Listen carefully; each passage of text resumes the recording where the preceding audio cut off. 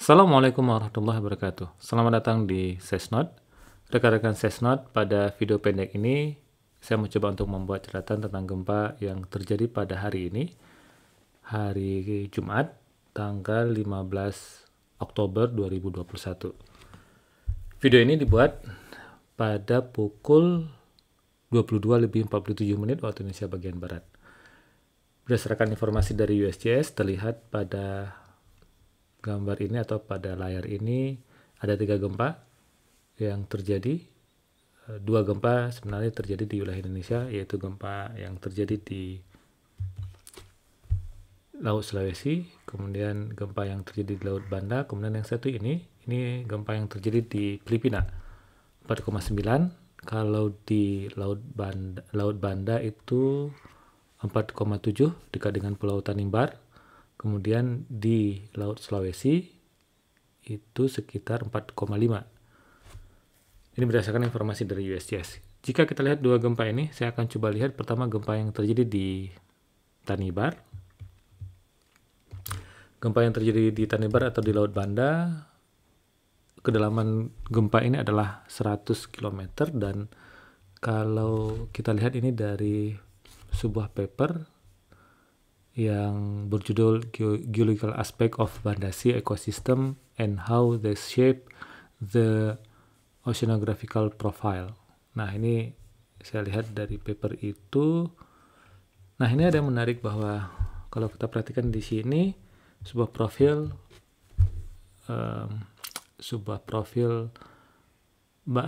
lempeng Laut Banda yang sudah terdorong. Nah, ini yang warna biru ini didorong oleh bagian dari lempeng Australia, dan tentunya pas dorongan ini akan memberikan tekanan di sekitar Pulau Tanimbar, ya, di dekat atau di daerah Laut Banda.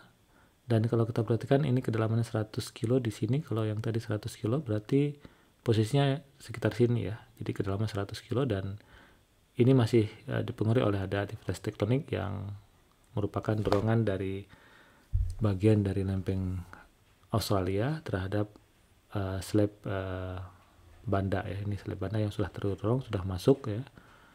Dan beberapa gempa yang dalam juga pernah terjadi di Laut Banda. Ini kemungkinan yang menjadi penyebab, ya, ada dorongan tektonik di Laut Banda yang mengakibatkan gempa yang terjadi hari ini. Magnitudonya sekitar 4, coba kita lihat lagi, 4, berapa ya magnitudonya? 4,7 di Laut Banda. Kemudian kita coba lihat gempa yang terjadi di Laut Sulawesi. Nah, ini gempa yang terjadi di Laut Sulawesi terjadi pada tanggal 15 Oktober 2021, 4,5. Tentu tidak memberikan dampak yang serius, ya, karena 4,5, kemudian kedalamannya dalam sekali, yaitu relatif dalam, ya. Kedalamannya yaitu 477 km. Jadi sudah berada di zona transisi mantel. Nah, jadi kita lihat seperti apa profil tektonik di sana. Saya coba masuk ke webnya EOS, Earth Observatory of Singapore. Ini dia membuat sebuah kartun tentang profil di Laut Banda, di Laut Sulawesi, di Filipina, ya, Philippine Sea Plate. Tadi kedalamannya sekitar ini dalam 250 km, dan tadi kita lihat kedalamannya adalah 477 km. Berarti sekitar di sini, ya.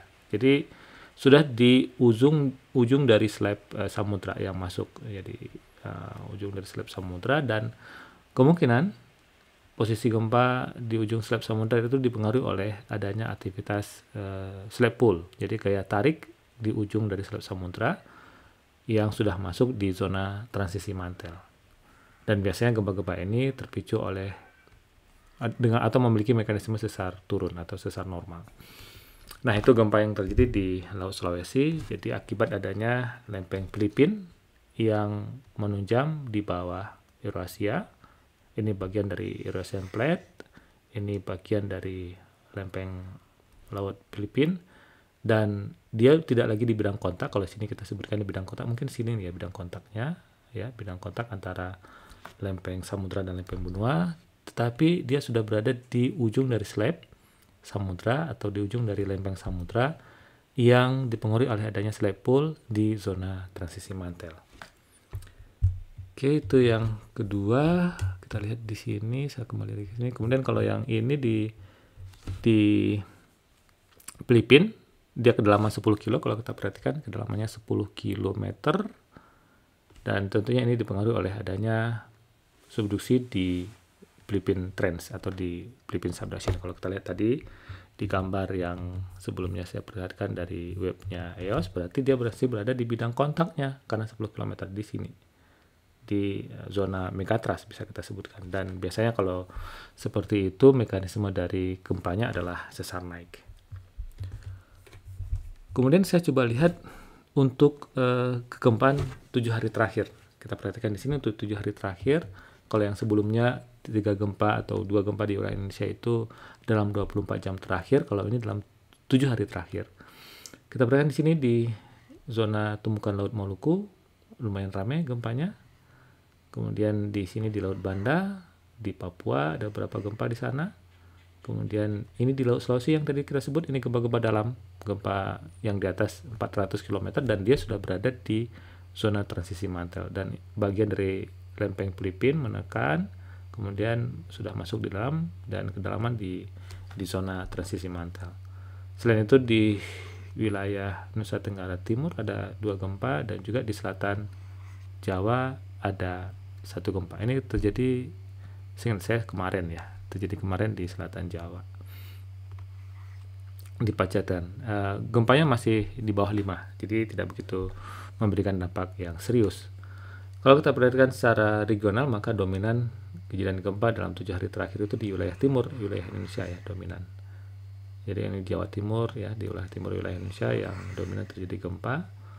Dan tentunya di sini kita bisa pahami bahwa kondisi di wilayah timur memiliki kondisi tektonik yang relatif aktif dibandingkan dengan yang di wilayah barat Indonesia. Di sini lebih kompleks, lebih rumit, dan juga lebih aktif kegempaannya.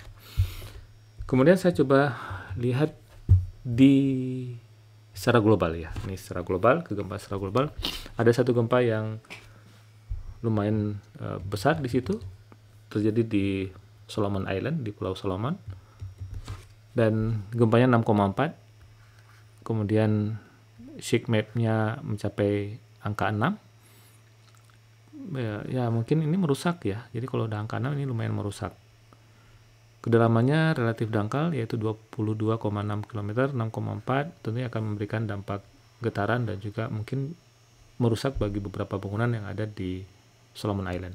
Kemudian menariknya lagi ada juga warning tsunami di sana. Tapi kelihatannya tidak memberikan dampak tsunami yang signifikan, tetapi setidaknya memberikan dampak goncangan dan juga kerusakan di Pulau Solomon. Kemudian ini yang baru terjadi yang warna merah ini di Pulau Hawaii. Beberapa waktu yang lalu di Hawaii ada gempa 6,4. Selain itu kita lihat di bagian utara ada di Alaska. Kemudian ini di bagian zona subduksinya. Kalau ini bagian dari, mungkin masih ada dorongan ya, masih ada dorongan di sini. Kemudian menimbulkan struktur tektonik di Alaska dan mengakibatkan gempa ini akibat ada tekanan. Selain itu di wilayah Amerika, ini di zona sesar San Andreas, kemudian ada beberapa di wilayah Amerika di daratan juga menghasilkan ada gempa dan sangat dipengaruhi oleh adanya sesar yang ada di wilayah sana. Selain itu di Haiti, ini ada 1 gempa di Haiti dan juga di Karibia, di Laut Karibia.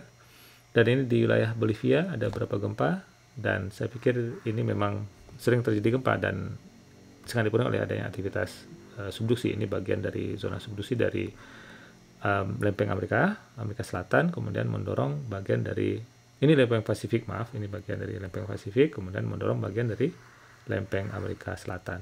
Beberapa gempa pernah terjadi di Peru beberapa bulan yang lalu, kemudian di Chili, dan juga ini di Chili di sini, di Argentina, dan ini juga kawasan yang memiliki kondisi tektonik yang aktif dan juga rumit.